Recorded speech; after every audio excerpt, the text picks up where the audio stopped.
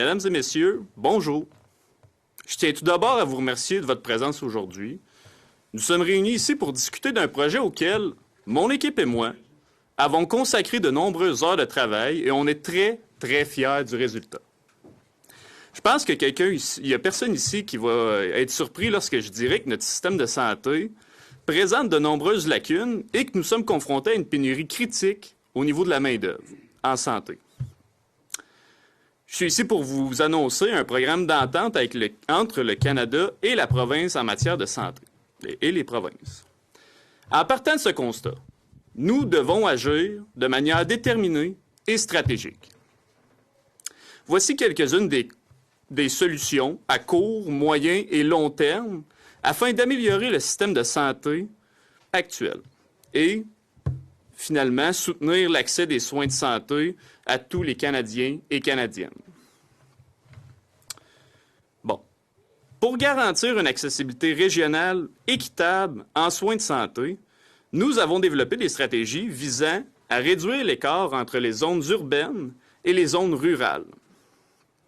Nous allons mettre en œuvre un programme de réforme des soins de première ligne afin de transformer en centres d'accès principaux pour offrir des variétés de services, allant des soins préventifs aux soins palliatifs. Puis on va les instaurer directement dans la communauté.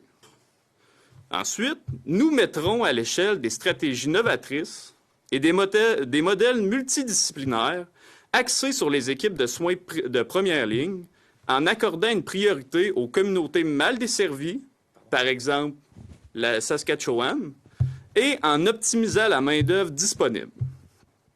De plus, nous soutiendrons la mise en œuvre de normes de qualité pan-canadiennes dans tous les systèmes de santé, ce qui va faciliter la mesure de performance du système qu'on souhaite implanter au Canada. Ensuite, en tirant parti de l'Alliance pharmaceutique pan-canadienne, donc l'APP, nous renforcerons également la capacité d'approvisionnement efficace en médicaments et en technologies à tous les citoyens. De plus, il faut comprendre que l'amélioration des soins de santé dépend d'un système de santé fondé sur des données probantes et seule une recherche clinique de qualité peut répondre aux besoins du système qu'on veut implanter. Nous investirons dans la recherche et le développement au niveau régional, provincial et national dans les domaines de la science de la vie et technologie médicale, afin de soutenir des solutions technologiques fabriquées au Canada, naturellement. Le plus gros problème actuel du système de santé canadien, c'est la pénurie de main-d'œuvre. On est confronté actuellement à une réalité où les ressources humaines en santé ne sont pas alignées avec les besoins croissants de la population. Puis pour y remédier, on propose une série de programmes. Tout d'abord, nous devons renforcer la planification et l'évaluation intégrée des ressources humaines en santé. Ça implique la création des infrastructures de données sur la main-d'œuvre, couvrant toutes les professions, tous les secteurs et toutes les administrations à santé à travers le pays. On préconise ainsi la mise en place d'une agence ou d'un organisme pan-canadien qui va s'occuper de cette tâche. En parallèle, nous nous engageons à améliorer les conditions de travail dans le domaine de la santé en élevant les normes d'éducation et en offrant des emplois à temps plein avec des avantages sociaux et des salaires compétitifs pour garantir une force de travail stable et motivée. De plus, nous reconnaissons l'importance de combler les lacunes en matière de diversité dans le système de santé en renforçant les parcours de formation pour les travailleurs des communautés autochtones, racisées et à faible revenu. Enfin, nous nous engageons à préserver le bien-être physique et mental des travailleurs de la santé en investissant dans des environnements de travail améliorés pour les travailleurs des communautés autochtones, racisés et à faible revenu. Au service de soutien de santé mentale partout au Canada, Je suis convaincu que les solutions que j'ai amenées aujourd'hui sont axées sur la collaboration, l'innovation et l'inclusion et peuvent nous aider à surmonter ces défis, à construire un système de santé qui va être plus résilient, équitable et efficace pour tous les Canadiens. En travaillant ensemble et en restant déterminés dans notre engagement envers le bien-être de notre population, nous pouvons créer un avenir où chaque individu a accès à des soins de santé de qualité, quel que soit son lieu de résidence, à son origine ethnique ou son appartenance culturelle. Encore une fois, merci beaucoup d'être venu aujourd'hui, puis je vais répondre à vos questions. Donc, bonjour à tous. Je me présente Zachary Tardy, attaché de presse de l'honorable Nicolas Larose. Pour la période de questions, celle-ci va être d'une durée de 5 minutes. Donc, on vous demande d'être précis et concis envers vos questions. Aussi, dernière directive, seulement vous vous présentez de votre nom avec celle-ci de votre média. Puis ça va me faire un grand plaisir de prendre vos questions à la une. Donc, est-ce que quelqu'un, messieurs, voudrait bien commencer? Je vais y aller, là. Thomas Savard, Journal de Montréal. Là. Monsieur le ministre Larose, là, moi, vous m'avez perdu, là. Je comprends pas. Là, faut que vous m'expliquiez, là, dans votre comté, là, chez vous en Mauricie, là, le CI3S, là, votre annonce aujourd'hui, là, 880 millions, ça va servir à quoi? Puis qu'est-ce que ça va amener sur le terrain pour le vrai monde? Là? Ben, écoutez, j'aimerais bien répondre à votre question actuellement. Par contre, c'est pas le sujet actuel de la conférence de presse, mais je pourrais, dans l'éventualité où une question comme ça se revient à moi, je pourrais peut-être y répondre si jamais j'ai beaucoup de fortes demandes. Je vais prendre une question. Là, si j'avais posé une question sur n'importe quoi d'autre, j'accepterais très bien votre réponse. Mais là, je vous ai posé une question sur votre annonce aujourd'hui.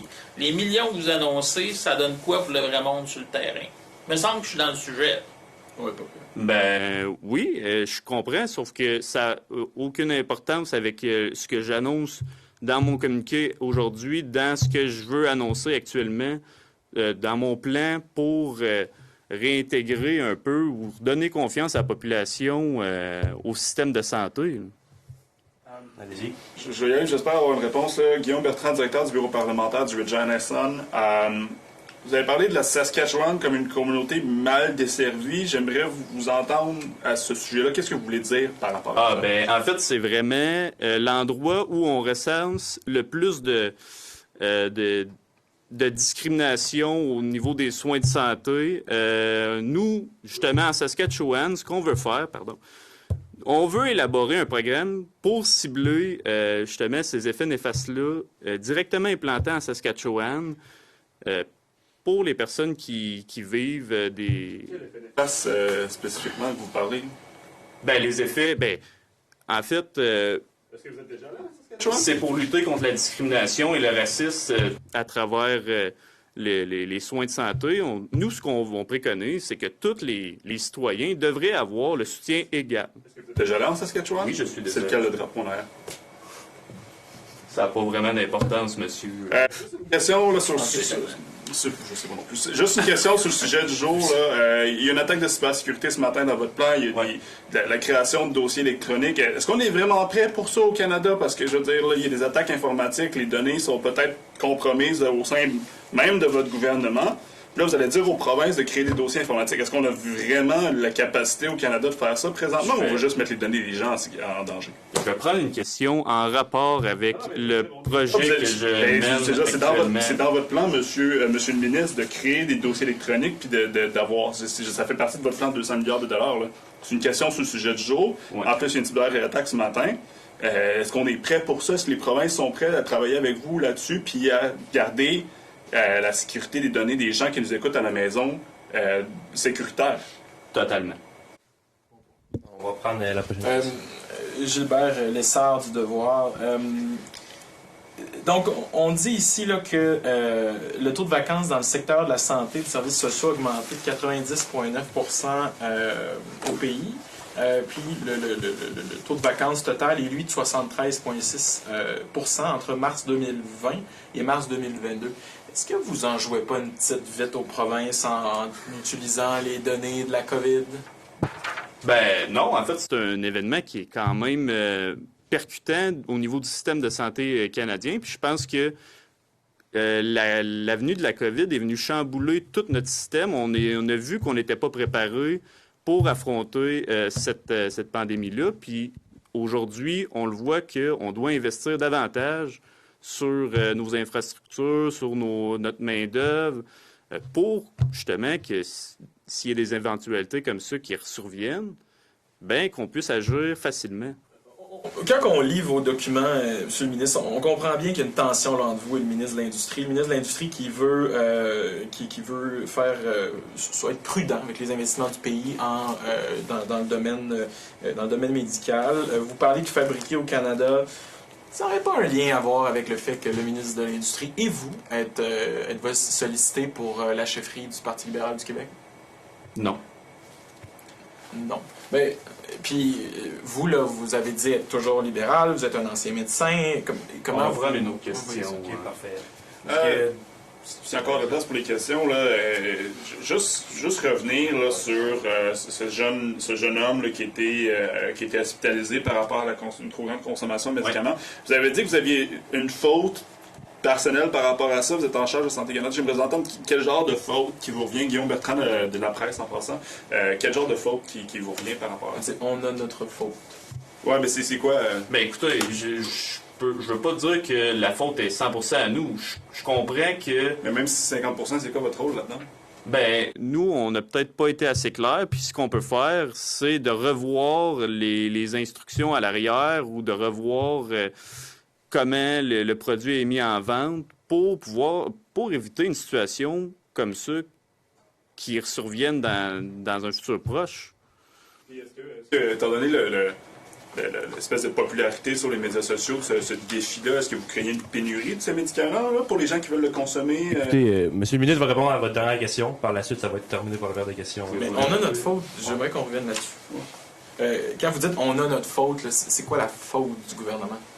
Je vais juste laisser mon collègue répondre. Non, sa question est bonne. OK, vas-y, répète. On travaille en équipe. Oui. On est comme ça, les Québécois. Avec le bureau d'enquête Jean de Montréal. On a notre faute. Vous Oui. avez dit ça en rentrant. Ça marque beaucoup. Là, je lisais dans la presse là, que c'est la clé de la journée. C'est quoi la faute du gouvernement? Je viens d'y répondre. En fait, c'est que peut-être que nous, on n'a pas été assez clair sur les directives du produit. C'est sûr que, bon, on pourrait revoir nos méthodes de travail, les inscriptions sur les médicaments. Par contre, c'est arrivé ce matin, j'ai pas plus d'informations. Je ne pense pas que je puisse... Écoutez, c'est vraiment la dernière question. On est vraiment très content de vos questions, mais la période de questions est dernièrement terminée. Donc, moi, Monsieur le ministre, on va juste Merci beaucoup. Un grand merci à vous, messieurs. Merci.